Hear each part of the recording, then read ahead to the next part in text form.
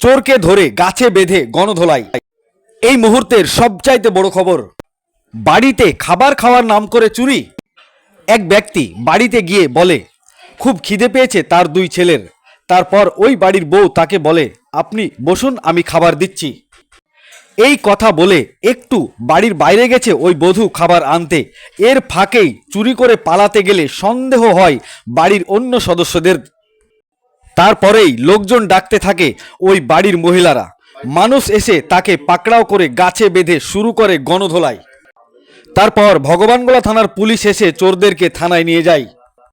কিন্তু একবার ভাবুন, খিদে পেয়েছে বলে বাড়িতে ঢুকে চুরি, কোথায় যাবে মানুষের বিশ্বাস?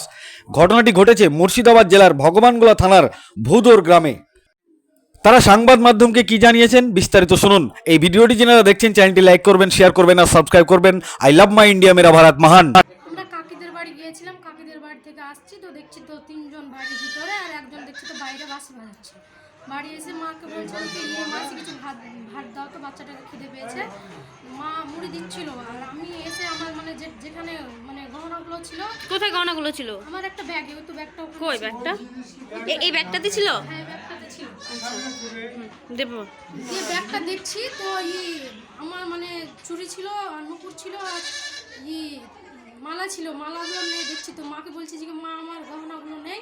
মা এবার তারপর বললো যে কি ধর ওদেরকে ঘরে ঘরে ভরে দিল বাড়ির ভিতরে দিয়ে। মা বাইরে মানে চিৎকার করছিল, মানে মানুষ ডাকছিল, মানুষ ডেকে তো ওদেরকে ভিতরে তারপর ধরলো, তারপর পুলিশ এলো, নিয়ে এলো। ওরা কারা ছিল? ওরা সাপ খেলা দেখায়? না, ওরা জানি না, সেটা বলতে পারবো না।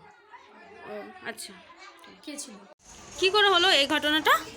ওইটা আমি ইয়াতে গেছি, লোকড়ি আনতে গেছি, লোকড়ি নিয়ে আসছে তো বাইরে একদম বাঁশি বাজাচ্ছে। তো আমি কি ব্যাপার এখানে বাঁশি বাজাচ্ছে?